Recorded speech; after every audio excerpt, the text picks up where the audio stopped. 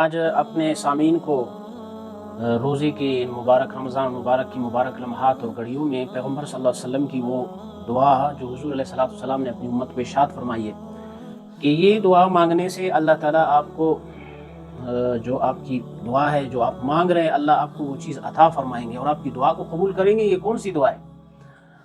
گوہر نایاب چیز ہے۔ ہر مسلمان کو چاہیے کہ اپنے مبارک لمحات میں اس دعا کو اپنی دعا میں ضرور شامل کیجئے کہ آپ کی جو مانگنے والی آپ جو چیز مانگ رہے ہیں اللہ آپ کو وہ عطا کرے اور آپ کی دعا کو اللہ تعالیٰ قبول فرمائے۔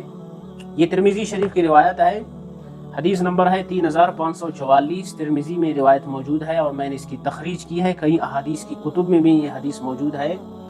حضور علیہ السلام نے فرمایا کہ جب کبھی بھی یعنی یہ کلمات کے ذریعے دعا کی جائے گی، جو چیز مانگی جائے گی اللہ تعالیٰ وہ چیز آپ کو عطا فرمائیں گے۔ وہ کیا ہے؟ اللہم لا الہ الا انت المنان بدیع السماوات والارض ذا الجلال والاکرام۔